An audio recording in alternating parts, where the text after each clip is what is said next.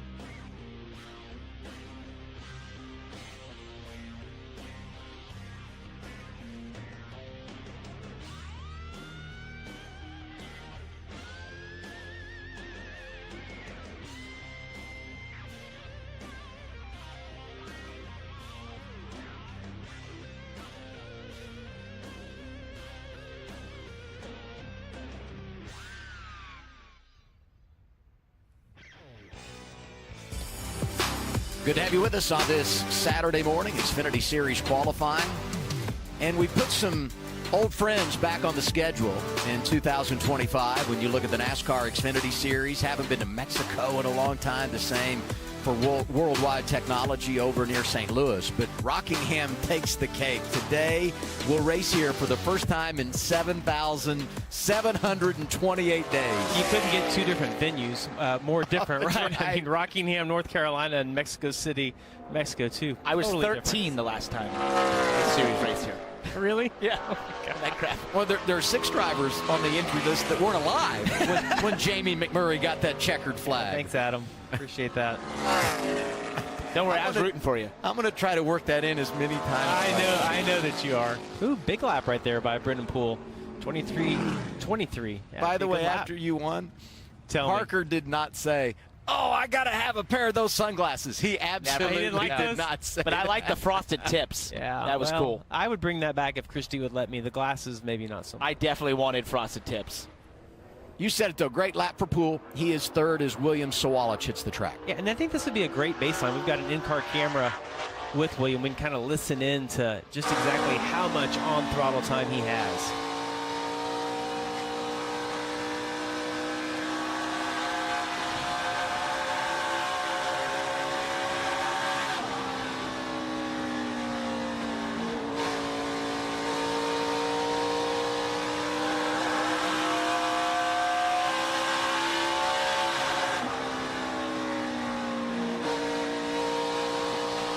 You know what I love, Parker? Is that you can hear him wanting to hit the throttle. Couldn't quite take it. And he's like, I just can't quite yet. Yeah.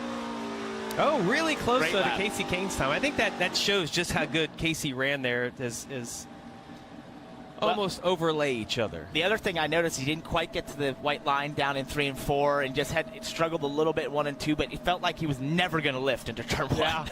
Kane 13 thousandths of a second quicker than Sawalich. Dylan? Taylor Gray is about ready to qualify his car. His crew chief, Jason Ratcliffe, has won a race here with our own Jamie McMurray.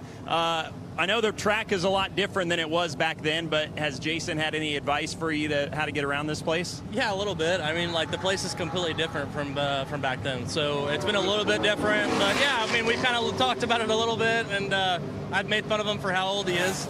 No, it's been cool to come back here to kind of look at all the historic races and be able to come back here and look at the stands and so many people here. It's probably, at least yesterday, was the most people I think I've seen in a race in a long time, especially when it's just been Xfinity and trucks. So it's pretty cool to see everybody here and gathering for this race.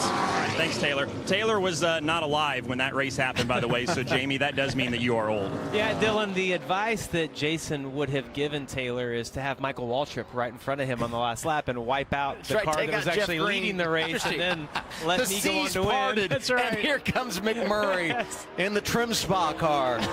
Hey, you know, we talk about young drivers in the field. Thomas Annunziata goes to third. Great lap for him. Really good lap. Just missed going down in the 22-second bracket, and he's someone every time he shows up. I hate they had the issues they did at COTA earlier this year when he was unable to qualify, because I feel like he's someone that always shows out in qualifying. Is we hit the 31 of Blaine Perkins, third car from Jordan Anderson Racing to go out. Well, and COTA would have been a great place for him to shine. Good road racer, you know, and if he could have made it in there and kind of shown, I mean, I would think that would be the highlight of his year at the road courses. Well, Blaine got pretty loose down there, right on the white line. Didn't use all the racetrack on the exit.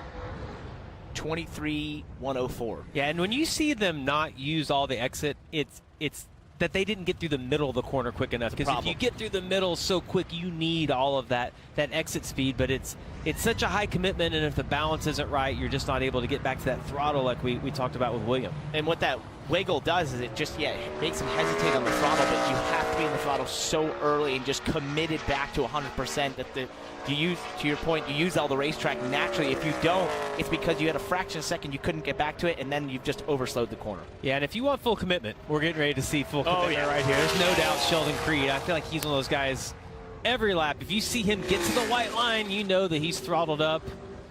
Car looks pretty balanced. 22.72 for Kane. 22.73 for Sawalich. They are the top two. And you go. And I was going to say, Creed will be right there, but a big wiggle as he got into the corner. And that's exactly what Harrison Burton was referencing in his interview. That wiggle, that just indecision that the car has as you enter the corner, and it gains into the banking. The front end gains before the rear in terms of grip. And you just have to hold on to it and hope it sticks. This time it didn't.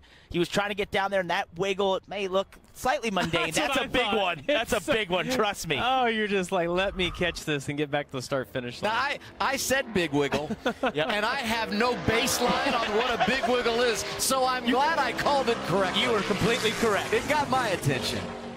Vicente Salas, a driver that you're excited about. Yeah, this is really cool. He's an eNASCAR driver, has a couple wins in the eNASCAR series, which is the top level of sim racing on iRacing. They race for $300,000 each year. Wow. Now making it to the second highest level of stock car racing. Cool to see a young driver who, found his racing on iRacing and now getting to this level. Yeah, and I told Adam yesterday, I'm like, I don't know about picking here for my debut. Be a tough one. I think I would have picked somewhere just a little bit slower and not such a high commitment, but he's done a really good job, Parker. We watched him yesterday of not overdriving the car and going, you know, beyond his ability and his lack of experience in these type of cars. So good job by him. 2350 puts him 13th, Kim. And Justin Bonsignor in the car for back-to-back weeks. And you and I were talking, all of the tracks that you've been to in your limited number of starts very different. New Hampshire, Miami, Daytona, Bristol. What new challenges does Rockingham add to kind of your list of knowledge about these cars? A lot.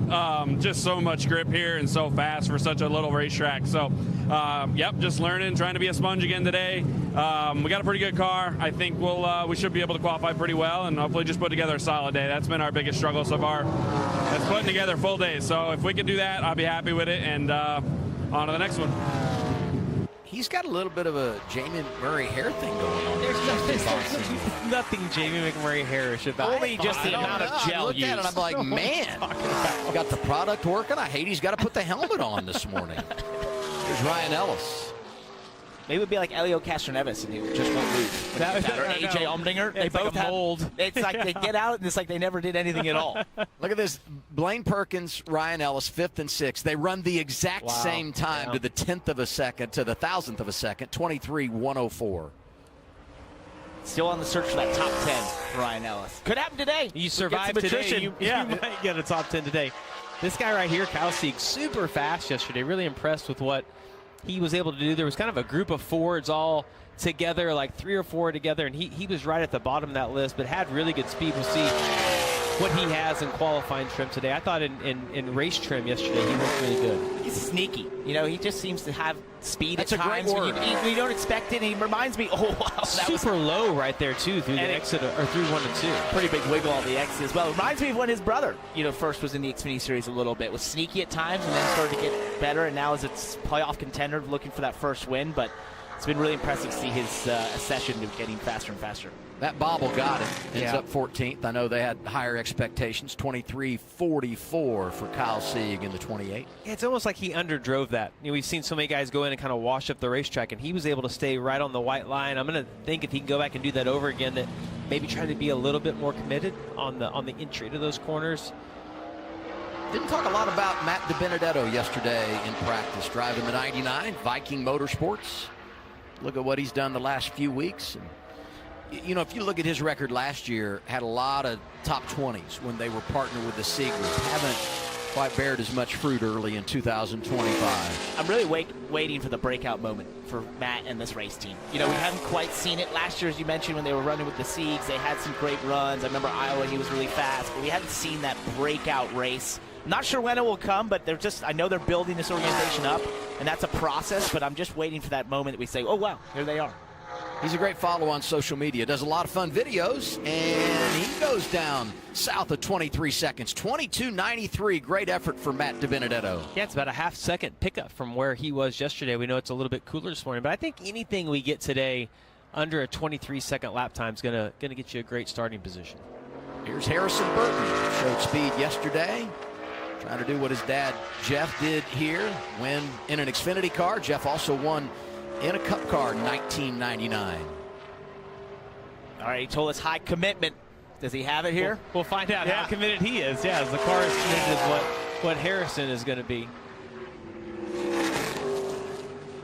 Again, pretty low like we saw with Kyle Sieg. Even get a little bit loose through the middle of 1 and 2. Touch the apron a little bit there on the exit 2. That's a dangerous game to play. You can get a little bit of grip, but it will knock that race car out towards the wall quickly. Hugs the line well here. Yeah, and you got to think when you see him wiggle right up by the wall, you got to think when you see cars running that low that the balance is just too loose. You're not able to commit on entry, and then the car's turning good. I think that was definitely the case for this car. Very loose. Harrison goes 10th of the 20 cars that have been out. Austin Hill, top 10 in practice yesterday. He, Nick Sanchez, and Justin Bonsignor with the McMurray cut coming up.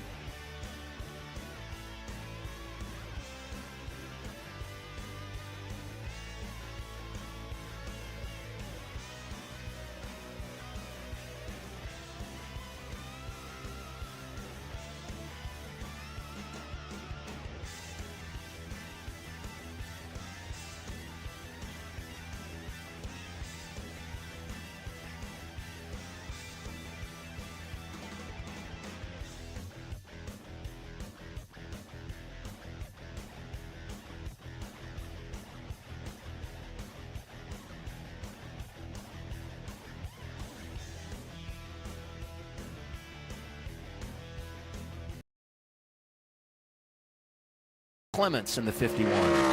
He had a little bit of a struggle yesterday. He was clear down in 37th on the timesheet. Going to assume that he didn't make a mock qualifying run. So we'll see where the 51 can end up today. Again, didn't use a lot of racetrack on exit. Makes you think he wasn't real quick through the middle of the corner. But wow, what a lap. 22.98 for Jeremy. Great pickup from yesterday. Puts him up to 4th in front of Sheldon Creed. Almost a second pickup from practice. That's our 16th car below the track record. I did go rogue again, Adam. Jamie, you weren't here last time. I went on NASCAR Reddit where they do a live discussion. No. One of the big topics is how many cars were going to be below the track record. What was the number there? No what one were gave most us a people number saying? on there. I'm now asking if you're on NASCAR Reddit on the live discussion. Tell us how many you think. I thought 25. You thought 35. Well, I said we should set the over-under at 35. Okay. So I wasn't necessarily saying, but I thought that would be a good place. And right now, we're pacing for the over. Yeah, right? I was wrong. I thought 25 cars. Just a lot.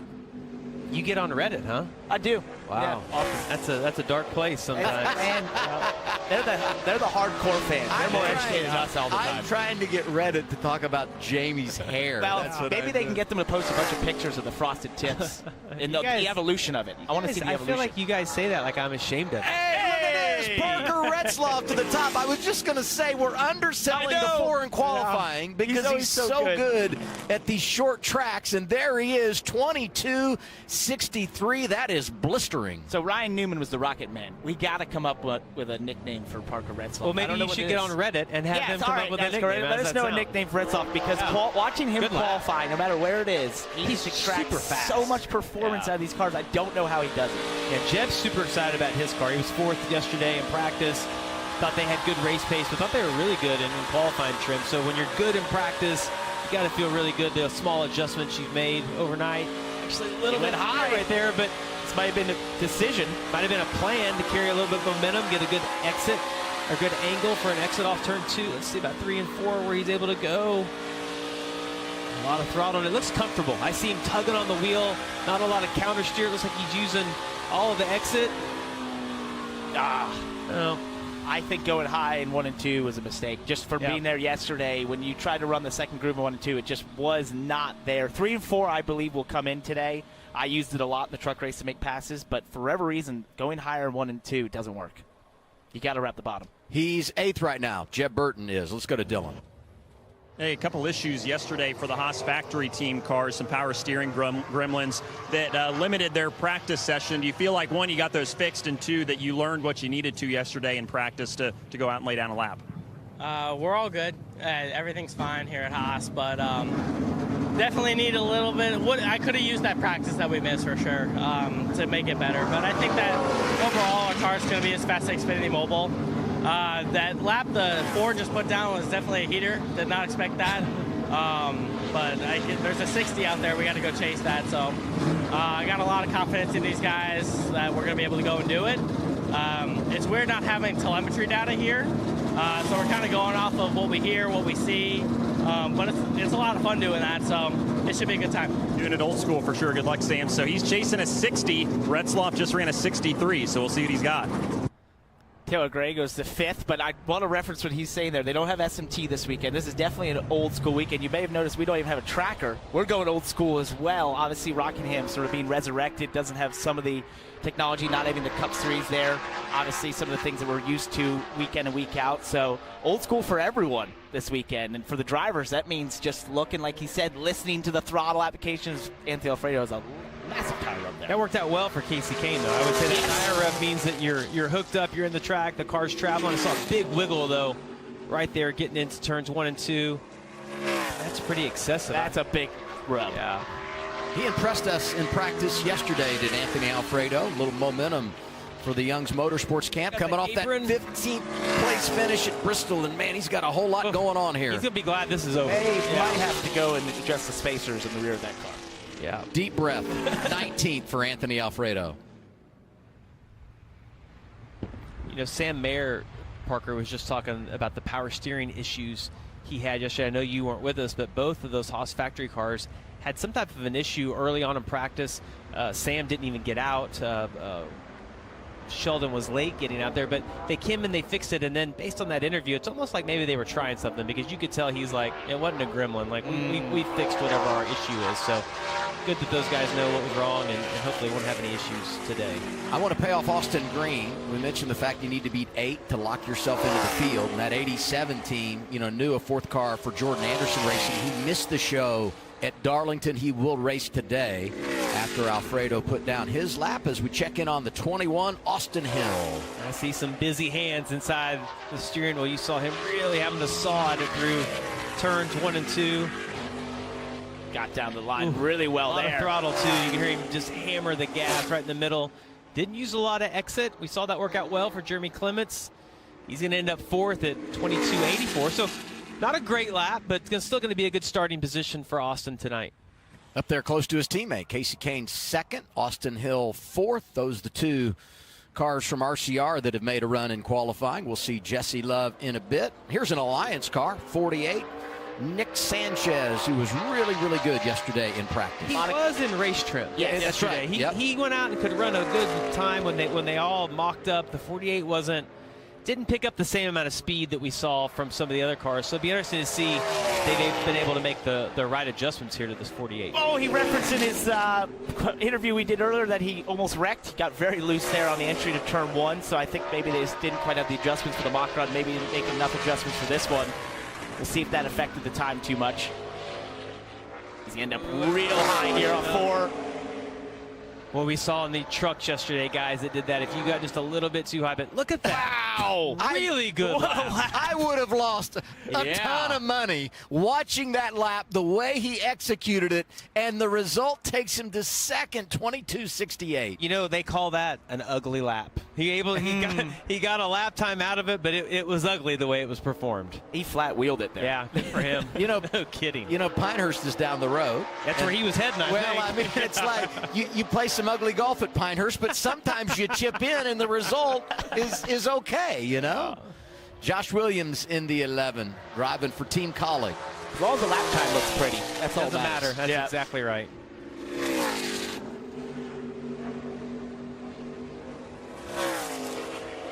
See what he did last week, the breakdown from Bristol, had a top 15. He's done that a lot this year. Yeah, and he struggled yesterday in practice, all the way down in 31st on the lap time. I'm going to assume they didn't make a mock qualifying run yesterday. 11th? About a 6/10, 7/10 pickup. So about what we've seen. I think 8/10 has been kind of the norm for most of these guys that we've seen from yesterday to today. So he's right there, maybe a little bit off, but not a horrible lap for Josh. Guys, I did get some updates on some nicknames for Parker Retzloff. Okay. We got Rapid Retzloff and Parker Jetzloff. We're on pace for something. I would say keep them coming. But yeah, keep trying. Say swing and a miss. Yeah. What I would say. It is We're baseball season. Justin Bonsignor here ran modified at Thompson on Wednesday night. Watch that on TV. He's so good in those cars, and he's getting such an education this year coming to all these different types of racetracks. And he referenced, Homestead was one of those that 20 minutes of practice, I can't imagine trying to figure that place out. This place being fast.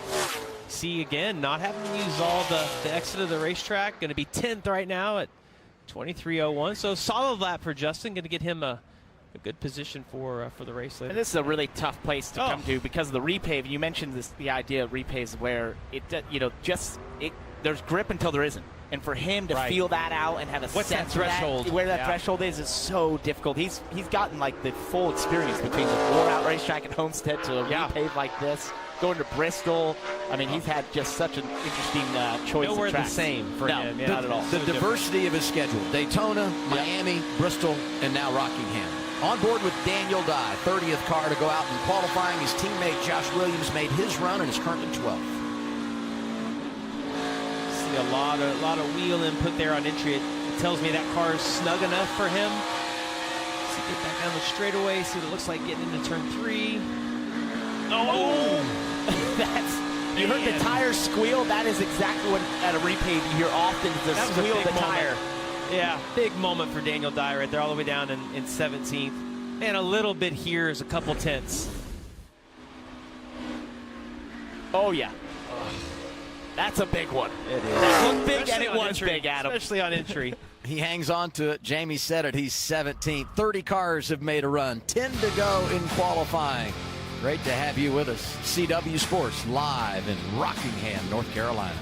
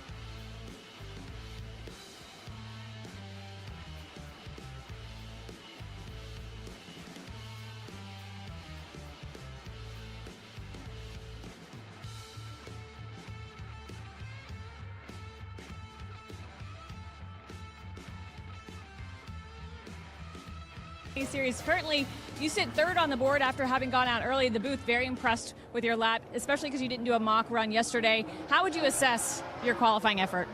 I thought it was all right.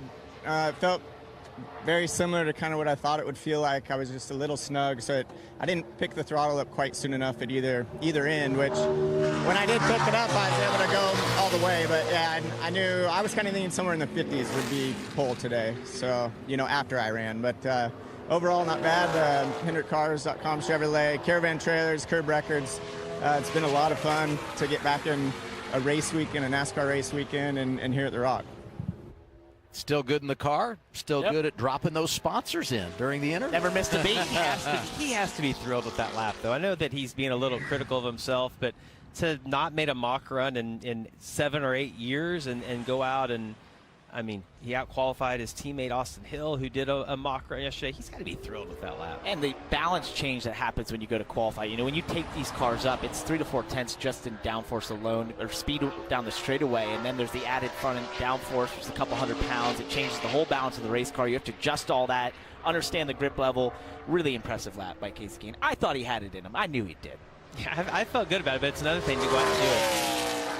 Dean Thompson becomes the third Toyota in the top 10, driving the 26 for Sam Hunt. He finishes his lap as we welcome Christian Eckes to the party, driving the 16 for Colleague, the third and final entry from their group. And he's been, I feel like consistency's kind of been the weakness of the 16 team this year. Christian's got the speed, but man, they get on a run. They've had 2 runs of being in the top 10, and then they have a couple of runs of not getting good finishes. But decent lap right there at 22.82. Going to put him 5th overall. You know, you look at his numbers, though. Top 15 in 6 of 9 races. That's pretty good for a rookie. The unfortunate thing is... It's a tough rookie field this year, though. It is, but the other 3 races, I mean, he had DNFs at Martinsville and Miami and had to crash late at Atlanta. So Eckes is 5th. We know Junior Motorsports is strong. They've been that lately. Great yesterday in practice.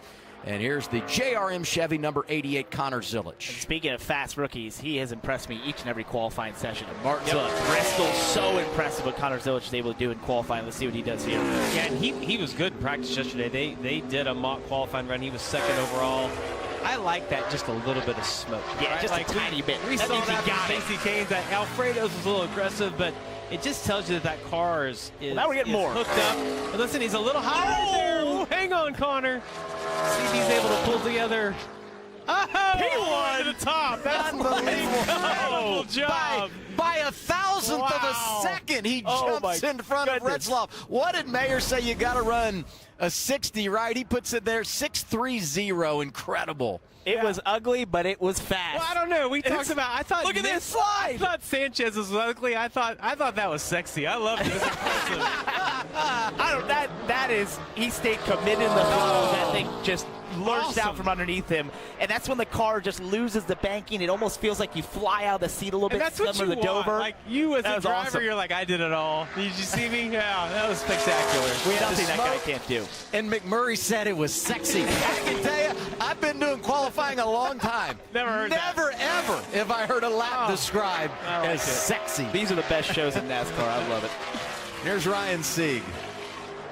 And I can tell you he'd be offended if we called his lap sexy.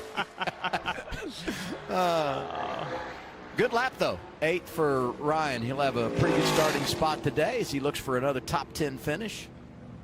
He didn't use all the racetrack off of 4 there. Well, no, very he different saw from Zilisch. Connor. Yeah, he was like, I'm oh, not man. doing that. And I think that's just to your point earlier. When you see that, it's just where he's going to get out of that car and go, there was more there. Right. Oh, there definitely was. I think Casey said it like a 50 is very possible. And Connor's teammate, Carson Quapple's coming up later, was the fast in practice. I saw him, he mentioned something about maybe having a flat, and I saw when he got down to turns 1 and 2. Oh, yeah. He actually does. Wow. Oh, wow. Yeah. Well, he'll be thrilled he saved that. I mean, he had a good qualifying lap in, but the fact that car's not tore up, good for him to catch. I saw when he got down to 1 and 2, he went way up the racetrack, and I thought he was just kind of making fun of what 3 and 4 looked like. So how fast would he have been with 4 regular tires? We're going to find out when his teammate runs here in a few minutes. Best forward right now, Ryan Sieg in 8. Here's Sam Mayer. And he goes to 8. 7 thousandths quicker than Sieg. It's been so interesting, guys, to watch how some of the guys get right up by the wall in the exit of 4, and some of them can still run a pretty decent lap, and they're 3 or 4 car lengths away from the wall. Such a different approach to that, and still being able to get a decent time out of either way. 5 cars to go in qualifying. And here's Brandon Jones. Well, and Brandon, is one of the Dash for Cash guys this weekend, so obviously has a little bit of momentum on his side based on his performance. If you look at that right there, I mean, gosh, 26.7 the first 3 races and 7.3 the last 6. Has really been able to piece it together. Well, and that, factors in the fact that he, late in the race was running right at the front at Martinsville and was a part of that crash. I mean, that 7.3 would be even better in the last month or so. He's got some smoke. Jones is 6th. It's amazing. There's something about him and these Joe Gibbs Racing Toyotas that just gel compared to what we've seen the last couple of years. Dylan? Well, hey, we saw pictures a little bit ago of the 2-car of Jesse Love changing the right rear in the qualifying line. Just spoke with the team, and it was something to do with the inner liner of the tire. Basically, the tire just went flat, so unrelated to the issues they had yesterday. So they did change that tire. That won't be a penalty or anything like that, but they did have that tire go flat. It was the right rear, interesting enough, as the 88 also had a flat. Sometimes those inner liners are equalized with the outer. Normally the inner liner pressure is like 15 or 20 pounds higher than what the outer is. And if they get equalized, you just have to change the tire and they'll dismount it and reset that. Danny Stockman's the crew chief on this 2-car, and he's looking at that saying, yep, we got it all. That's all the travel it's got, boys. Right. This looks really good. Not bad at all. 7th for Love. My visual tracker is not. Yeah, I was going to say, on I feel like you were selling that, and I was with you. I thought it looked really solid. Yeah, I did too, yeah. Apparently you need to have a going to flat. be like, is he have a shot of sitting on the pole with a flat tire? This is unbelievable. Spectacular. If you getting beat by a guy with a flat right rear tire. Well, we're going to find out, because here's the guy I think that we all have had circled on our list of you know, who's going to be the guy to beat for the pole. This Bass Pro Shop Chevy #1 looks good. Top of the board yesterday as we talk about those who were fast in practice, and he was really, really good. For the longest time was good in race trim, and then made the mock run, and he was outstanding. Yeah, yes. I love how that he's committed to the throttle, knows how fast he ran yesterday. I love how it's set into one. Little wiggle there, 3 and 4. Oh, yeah. Oh, no. No. Wow. Visual tracker's way off. Yeah. 23.15. Wow. Unbelievable. You almost got to wonder if it'd be interesting to see if he has like an engine issue or something, because it looked good in the corners and we didn't see shoot up the racetrack anywhere. And that's slower. It's way slower than he ran yesterday. Only 2 cars to go. Sammy Smith, Justin Allgaier. They are Dash for Cash eligible, just like Quapple and Brandon Jones. And we should point out, we talk about the tire issue for Zilich. If they change that tire, I mean, he loses the pole position should he win it, goes to the rear. I mean, officially he would be named the pole winner, but he would have to drop to the rear because they changed that tire. Something to monitor as we watch these last 2 cars.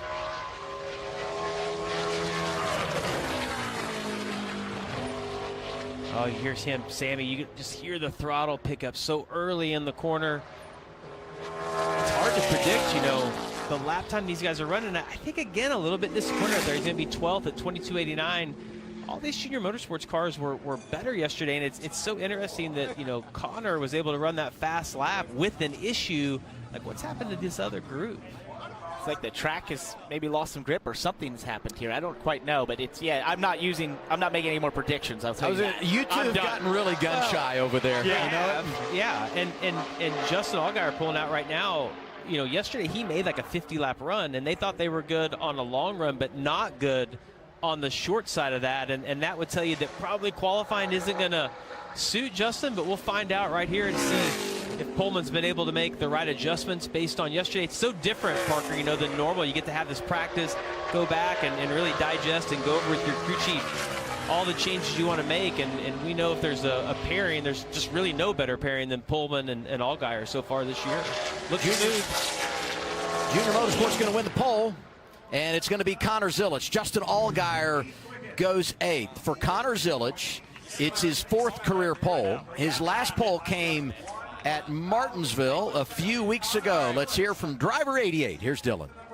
Well, he said earlier today that he was a good qualifier, so you got the lap, but are you going to have to change the right rear? Yeah, it went flat right off of 4, and yeah, frustrating. You know, you qualify on the pole and have to start at the back. It's a little frustrating, but our WeatherTech Chevrolet is as fast as XFINITY Mobile. It was really good in practice yesterday. Hopefully the track will widen out a little bit and make my job a little bit easier, but yeah, it could be tough. You know, this place is, nobody knows, so anything can happen, and, you know, we're looking forward to it. Yeah, with the unknowns of where you're going to be able to go on the racetrack, how confident are you in what you had yesterday to go explore and just kind of make your own path if you have to? You're going to have to. Yeah, no, we're going to have to no matter what. So, you know, I'm excited for it, right? It's a challenge, and, you know, it's not the way we wanted to, you know, start our race, but, you know, it's the situation we've been dealt, so we're going to deal with it. And, you know, I think we'll have a really good day. You know, our car's really good. We just got to be patient and be there at the end. Uphill battle for sure, but Connor Zilich, Kim, will get credited with the pole here at the Rock. Well, Dylan, Connor had Parker Retzlaff by 1/1000th for the pole. You'll start on the outside pole, though. Could you have made that lap any better? Yeah, I mean, I think that we all talked about it. I didn't cut down coming to the line and just a little too tight on my lap, but congrats to Connor. I think that our number 4 Visual Pack Chevy is as fast as XFINITY Mobile, and I think we have something to race with. I felt really good in practice yesterday in race runs, and knew that after our mock run that we had something to qualify with, but I didn't think it was going to be 1,000th off the pole, so definitely the most painful qualifying second of my life. So I thought we had it, and you know, it's just painful to qualify second at a place we're coming back to for the first time in a while. But I feel good, and I think we have something to look forward to today. So as we look forward to the race, what are some things that stood out to you yesterday in practice that you're making note of for this afternoon? Yeah, I mean, I think it's just hard to, like, I think overall it's a little hard to pass. Like, we're all so close. I mean, it's like 3/10 between 1st and 20th right now. So I think just track position is going to be a big favor today. So I'm happy to qualify second, start on the front row, and have something for this first stage and something to race with. Online, they're apparently calling you Parker Jetzloff because of the speed you've shown. What's your reaction to that? Yeah, I mean, I've made kind of qualifying my thing to try and go as quick as I can for a lap and just try to put one of these races together. So I'm happy with the speed we've been showing this year, and I'm proud to say that we can compete, and I think before the year's over, we'll have a pole. All right, Parker Jetzloff, a jet in qualifying. We'll see what he has, if he's got that same rocket ship in the race this afternoon. It's sticking. I like the Parker. jet. Parker Jet Retzloff. How about that?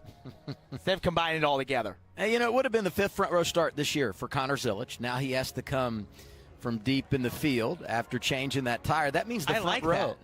That's going to be fun for us to watch. I think it will be entertaining. The question is, how difficult is it going to be to pass? But he'll be someone that can introduce us to what that's like. Back at Rockingham, first time in 21 years for the NASCAR Xfinity Series, a place that was built in 1965 and has produced so many wonderful moments in the history of NASCAR. Our qualifying coverage continues in a moment.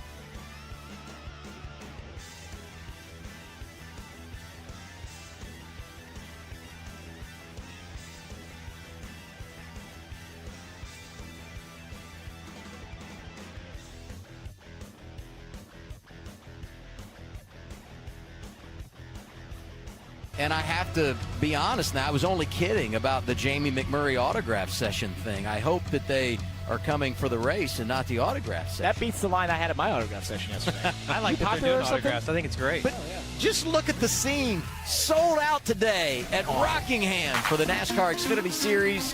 Here's the starting grid, the unofficial results from qualifying. I think most impressed with Casey Kane to come out and do a qualifying lap. Hasn't done it in years. Come out fourth. Going to have a great starting position. Good for him. Nick Sanchez's lap, that was amazing. And Jesse Love, I think a little disappointing after all the speed he had in the test and in practice, but he's close enough to the front. Sammy Smith right there in 13th, racing for $100,000. He's one of our Dash for Cash guys. Taylor Gray, we mentioned Ratcliffe was one of my crew chiefs, has won here before, starting 15th. Sheldon Creed from 17th. He had a great effort by Matt Benedetto to be in the top 15. Yeah, Jeb Burton right there was really good in practice yesterday, but we saw some guys that were good yesterday struggle a little bit today. So is it because of it being a different day? Is it that they haven't made the right adjustments? It's going to be fun to watch that. Carson Walpole 25th. Yeah, just talked to his crew chief, Andrew Overstreet, just said probably underdrove it. No issue. Yeah. Wow. So we told you, top 32 get in on speed. And if you beat 8, you're locked in. After that, we used the provisionals. And based on the NASCAR math and points and everything coming into this race, it will be the 32 of Catherine Legg that will not race today. Dawson Cram in the 74 also misses the show. Let's hear from Nick Sanchez. Dylan? That's right, qualified third in the Big Machine Racing 48 car. So qualifying was entertaining. What did you think about your lap, and was there anything left in it? Yeah, I don't want to say I'm disappointed with the third, but I feel like I lost the pole with a little bit of a slip up in turn 4. But I'm still proud of everyone in this number 48 Big Machine Vaca Spike Cooler Chevrolet. We're pretty close to being as fast as Xfinity Mobile, and it seems like with the 88 going to the back, we're going to have front row, and clean air here is going to be paramount. So just starting the race on that foot is going to be it's going to be everything. What is going to be the challenge of starts and restarts, just with the unknowns of where you can go and how the race is going to play out? Yeah, I mean, we saw a little bit in the truck race how much track position matters here, and I feel like it's going to be a little bit less important in our race, but it's still going to be something you want to start off the race with. So hopefully it puts us in a good position to get a really good balance read and good stage points and go from there. All right, good qualifying run for Nick Sanchez, and maybe a little bit left in it in the 48. Kim? Well, Brandon Jones has decent track position to start. He'll qualified in the 6th position, but you've had the opportunity now to run a truck race here. You had practice yesterday. Based on what you're seeing from the track, what trends are you expecting here this afternoon? This might be one of the most difficult weekends I've had in a long time because we're kind of just blind a little bit. We don't have our typical SMT data. I've got a little different spotter this weekend, so there's a lot of things this weekend that are just different on our end. And it's funny when you get used to certain tools, and when you're taken away, you relied on them so heavily, you know. So it's kind of just off a feel this week, and that's what's kind of making this a little bit harder. So I was actually pretty happy to see that we had some speed in qualifying. I know after yesterday, I felt like we were one of the best cars on the long run, but may have lacked a little short run speed. So it's nice to see today that we made some nice changes overnight to kind of close the gap on the short run speed. So I'm really excited for this race. We've got Barracuda pumps on our Menards Toyota Supra, and looking forward to getting them another good finish. I think right now we're on a really good streak of tracks, really good streak of finishes, and I've got a great team behind me here to do it this weekend. So highest the Dash for Cashers in qualifying as well, so let's keep it that way. You're one of just a handful of drivers who's been to Rockingham before. Granted, that was over 10 years ago in a late model. The track, very different. We know that it underwent a repave in 2022. For those wondering how different, what's the most striking thing about the differences you're seeing Rockingham now versus Rockingham then? Yeah, that was quite the time to take a late model around this racetrack with the old surface. I don't remember, honestly, much of it when I came here that long ago. I think that was 2012, 2013, that timeline. But just the bumps and the smoothness and the amount of pace this place has now. I know that that's a topic this weekend, is just how much speed this racetrack has now that they've repaved it. It's got some cool characteristics still. They didn't really repave it to where it's glassy smooth. There's some big bumps and some things that actually was a difficult challenge yesterday in practice, just trying to make our car work over the bumps, and really talking to all these drivers and kind of asking how their balance was. They're all struggling with the same thing. So it's going to make for an interesting race for sure, and maybe in those areas, if you're a little bit better, those are some passing opportunities. Brandon Jones, one of those 4 drivers looking for that extra $100,000 in that Dash for Cash race. 2 of those Dash for Cash drivers starting in the top 10. So much of that interview reflecting on years gone by. So with that, let's rewind. 2004, last time the Xfinity Series was here, and this is what you were talking about earlier, Jamie. Actually, we didn't see the pass that came over in the corner, but what a day for you to be able to get that win. Oh, it's so spectacular. There have been 4 races in a row at a track, and it was such a difficult track because of the tire fall off and the bumps and everything that went with being here, and the amount of cut drivers that were in the field back then. I mean, look at some of the names on here. Martin Truex Jr., a Hall of Famer. Kevin Harvick, a Hall of Famer. Michael Waltrip, not a Hall of Famer. No, he's not a Hall of Famer. Yeah. But I mean, just some legendary. Kyle Busch, I forgot he was even in the race that day. But David Green, Johnny Sauter there, and ironically enough, they were driving for Bruco, and that's the team you were driving for when you won here in 2002. Yeah, I mean, it was a magical time back then. It's so much fun for me, guys, to come back today and relive some of those memories. And and being at Rockingham. Did you bring those sunglasses with you? I did not. Oh, okay. We left those in 2004. They're in the Hall of Fame. Yeah, exactly. Dylan? Justin Allgaier and I are standing here having a very serious discussion about hot versus cold coffee because he's got a hot coffee. It's not cold here today, so I want you to share with the folks what your theory is on why you're drinking hot coffee here, with ice in it, by the way. Well, there is a little ice in it because it was actually really hot, and I didn't want to burn my mouth. But thermal conduction, right? So if I'm heating up my insides when this race later is nice and hot this afternoon, I will be perfectly normal and feel good about it. I drink a lot of hot coffee on race days, so totally worth it. But love getting back here to Rockingham. This place it's special, and it's meant a lot to me. I got to race here in the old configuration in the ARCA series, and just to even get back here is pretty cool. So not the qualifying effort that I wanted. Still P8's not bad, but definitely not the speed we wanted. But really proud of everybody on our Brand Fresh Drag Culture Chevy. Happy Easter to everybody out there. It's Easter weekend, and we got to go be as fast as Xfinity Mobile, but we got our work cut out for us because it doesn't slow down much this afternoon. So we're gonna see what happens. All right, they felt okay on the long run yesterday, so we'll see what Justin Allgaier's got from the 8th starting spot today. I want to go back in time again, like 16 years, 2009. How about it, Parker? Oh, wait a second. Whoa. I didn't know they had tape of this. Really? This is when I won. Not quite in a Dodge as well, by the way. There you go. That's right. We had that in common. The ARCA Did race. you see how much the front end of that car was all the way off the ground, and then it'd sit down the corners is the best. I didn't go visit the rock that we're both on. I wanted to go check that out. I forgot. Damn it. I wanted to do that. But, yeah, that was cool. It's definitely a different racetrack back then. It's wild how much different it is repaved. I mean, this is unbelievable that you didn't go over to the Rock and do a selfie. I mean, that is he did. It's just not been posted That was a packed day yesterday. It'll be in the cycle this week. Parker's full-time photographer was over there. So disappointed in myself. He's actually going to text someone to go get the picture. Yeah, please, come on. And then you'll share it If you're out later. there listening, can you get me a photo of it? Send it to my Twitter. Can I tell you what I did not think I would hear in qualifying today, and that is thermal conduction. I thought the same thing. That was not going to come to my first thought when I thought Justin of Rockingham. is a very analytical driver. Wow. And sometimes I've sat in meetings, as I've said, and he'll tell you something, and you think, I don't know if I know more or less because of how confused I am. That is similar to what he just talked about there. My reaction is, I agree. Sure. Just shake my head. How about Cool. 35 drivers break the old track record? Connor Zilic wins the pole, but because of a flat tire, he has to come from the